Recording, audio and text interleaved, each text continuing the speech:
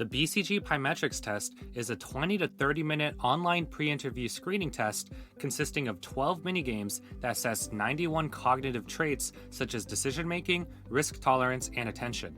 The results of your BCG Pymetrics test may determine whether or not you are extended a first-round interview, so it is important that you do well on it. If you are stressed out about your upcoming BCG Pymetrics test, don't worry because we have you covered. In this video, we'll teach you everything you need to know about the BCG Pymetrics test. We'll cover what is the BCG Pymetrics test, step-by-step strategies for each of the 12 minigames, and where to get practice for the BCG Pymetrics test. What is the BCG Pymetrics test? The BCG Pymetrics test is a pre-interview screening test taken on a computer or smartphone consisting of 12 minigames that take 1 to 3 minutes each. The online test was created in partnership with Pymetrics, a company that leverages behavioral science and artificial intelligence technology to help companies build diverse teams of top performers without bias. The BCG Pymetrics test uses data science and algorithms to assess 91 cognitive traits across 9 categories: attention, decision-making, effort, emotion, fairness, focus, generosity, learning, and risk tolerance. The BCG Pymetrics test is required for all applicants of BCG offices in the United States and in a few other regions. This includes undergraduates, MBA candidates, PhD candidates, and experienced hires. The invitation to take the test will come after the resume is submitted, but before first-round interviews. Step-by-step strategies for each of the 12 minigames. Let's move on to covering what each of the 12 minigames in the BCG Pymetrics test are and our recommended strategies for each of them. Game 1, Key Presses Game. You'll be tasked to press a key, such as the spacebar, as fast as possible until told to stop. You will begin tapping after you see the word go, and you will stop tapping after you see the word stop. This game assesses your attention and focus. Recommended strategy. Make sure that you do not start tapping the key until you see go. When preparing to tap the key, keep your finger as close to the key as you can. When tapping, exert a downward force, but do not lift your finger off the key. This will slow your key presses down. As soon as you see stop, think about lifting your finger off the key as high as you can. This will make your finger come off more quickly, reducing the likelihood that you press the key after the stop. Game 2, Balloons Game. You will be shown a balloon that you can either sell right now or pump up. The more you pump up the balloon, the bigger it will get, and the more you'll be able to sell it for. However, if you pump the balloon too many times, it will pop, causing you to not receive any money. This is repeated for 20 to 40 balloons. Do note that balloons will come in different colors and that each colored balloon will pop after a different number of times they are pumped. This game assesses risk tolerance and learning. Recommended strategy. To extract the most amount of money, you'll need a rough sense for how many pumps it takes for each balloon color to pop. So, for the first 1 to 2 balloons of each color, keep pumping until they pop. Record the number of pumps it takes before they pop. Afterwards, for each balloon color, stay 1 to 2 pumps below the lowest number of pumps you counted that it took for that balloon color to pop. If balloons of a particular color are still popping, then lower the number of pumps by another 1 to 2. Game 3, Digits Game. You'll be shown a sequence of digits to memorize.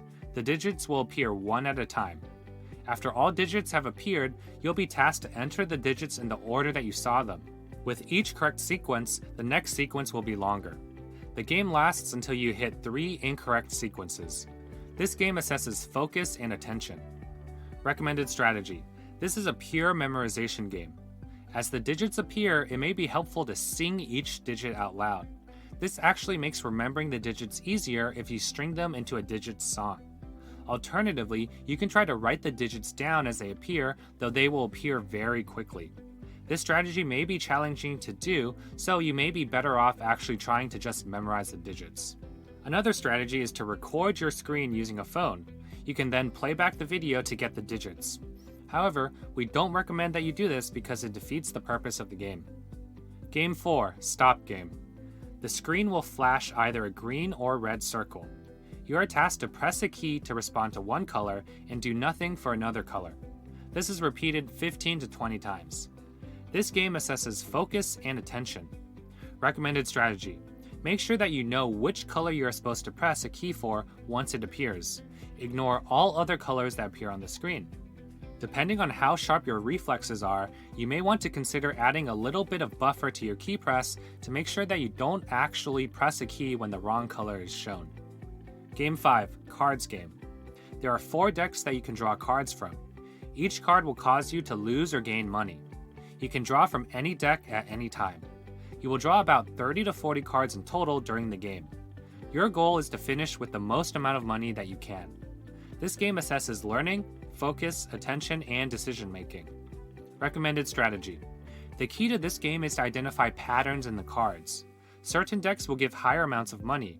However, this will change as the game progresses, so you'll always want to be checking on all the decks to see which one is best at that moment in time. In the beginning of the game, take 2 cards from each deck. Based on this, start continuously taking cards from the deck that gave you the highest amount of money. However, every 4 to 5 cards that you take, you'll want to take a card from each of the other decks to check if they are giving more money. If you notice that the money in your deck is decreasing, you may want to check on the other decks earlier to see if they are giving more money. Game 6, Lengths Game. In the instructions of the game, you'll be shown 2 images. These images are identical except for one small difference in the length of a particular image element. For example, you may be shown 2 faces, one with a slightly bigger mouth and one with a slightly smaller mouth. You are tasked to select the image with either the longer or shorter mouth. This will be repeated 15 to 20 times. When you select the correct image, you may be given money or shown a green check mark to indicate that you were correct. However, sometimes when you select the correct image, you will not be shown or given anything, making you unsure if you selected the right image. This game assesses attention, decision-making, and focus. Recommended strategy. To succeed in this game, you need to memorize what the 2 different images look like so that you can identify the correct image when shown the pair. It will be very challenging to tell the images apart because they look so similar, but do your best to pick up on any subtle differences. Once the game starts, trust your gut and instinct on selecting the right image. Spending more time making the decision will most likely not improve your accuracy in this game. Also, ignore the feedback you are given after each selection. Remember, you are not always told that you are correct, even if you select the correct answer each time. So, don't change your strategy or selections just because you did not get confirmation that your selection was correct. Game 7, Towers Game. You'll be shown 3 towers of stacked color discs. You are tasked to rearrange these discs, moving 1 disc at a time until a specified tower looks like the target tower. The fewer moves you use, the better. This game assesses decision-making and attention. Recommended strategy. Avoid moving discs randomly. You should spend at least 30 seconds planning out your moves in advance so that you don't waste unnecessary moves. Don't plan for too long though, because you will only have 2 minutes to complete this game. First, identify which of the 3 towers should contain the final rearranged tower. Next, start planning how you can remove discs from that tower to get the first correct disc in place. Then, move on from the bottom up to construct the final rearranged tower.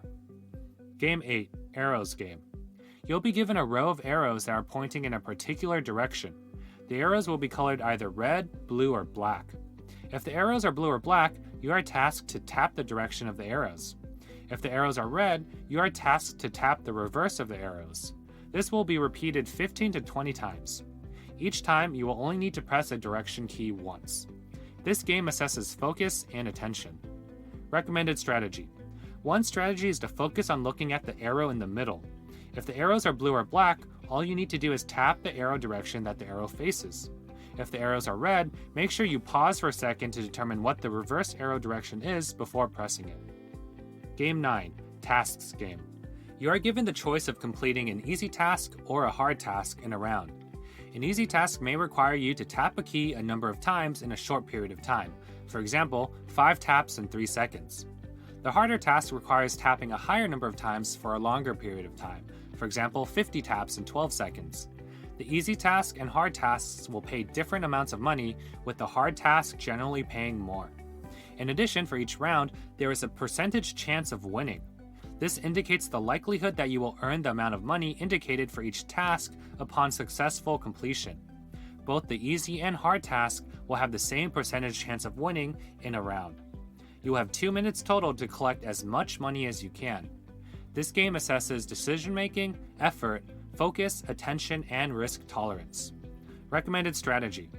One strategy of playing this game is to focus on prioritization. To determine whether to pick an easy or hard task, you need to look at the differences in payouts and the likelihood of success.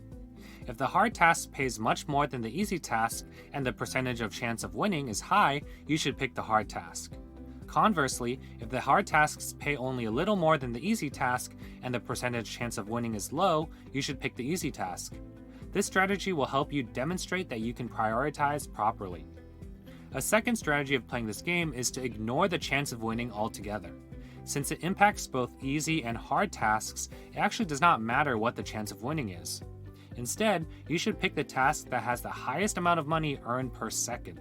For example, if the easy task pays $1 for 5 seconds of work, but the hard task pays $3 for 12 seconds of work, then you should pick the hard task because it has a higher dollars per second.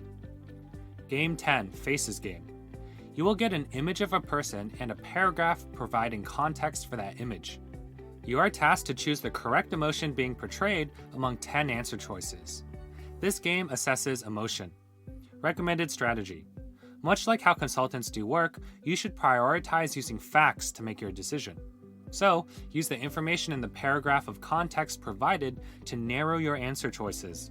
Then, you can use your gut, feelings, and emotion to pick the correct answer among the remaining list. Although tempting, you don't want to solely rely on using your gut, feelings, and emotion to select the answer. Always start by reading the paragraph that provides context. Game 11, Money Game 1. You will be given an amount of money at the start of the game. You can give some, all, or none of it to a partner who will receive triple the amount. In return, the partner may give back some, all, or none of that money. The partner is not an actual person, but a computer that will be making the decision. You'll then judge how fair the money exchange was from a scale of 1 being not fair to 10 being fair. This game assesses risk tolerance, generosity, and fairness.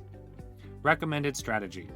We recommend giving anywhere from 20 to 30% of your money to your partner. You don't want to give zero because that shows you are not generous or trusting. You also don't want to give all your money because it is seen as risky. Consultants are generally cautious and try to minimize risk, so giving between 20 to 30% reflects this. For the money exchange to be truly fair, your partner should give you back half of the net winnings. For example, if you give your partner $2, then they will receive $6. For fairness, they should give you back your $2 and then also give you half of the net winnings of $4, so they should give you back $4 in total. If your partner gives you back $3, then they gave you back 75% of what they should have. Therefore, you can score this a 7 or 8 out of 10 for fairness. If your partner gave you back $2, then they gave you back 50% of what they should have. In this case, you can score this a 5 out of 10 for fairness. Game 12, Money Game 2. At the start of the game, both you and your partner will get $5. Each round, either you or your partner will receive $5. You will then have to decide how much money to give or take from your partner. Again, your partner in this game is a computer that will be making the decisions. This game is played for 2 rounds. You'll then judge how fair the money exchange was from a scale of 1 being not fair to 10 being fair. This game assesses generosity and fairness. Recommended strategy. You want to display characteristics of generosity and fairness, so you should always give or take money such that the total dollar amounts between you and your partner are equal. For example, if you're given $5, then you should give $2.50 to your partner. If your partner receives $5, then you should take $2.50 from your partner.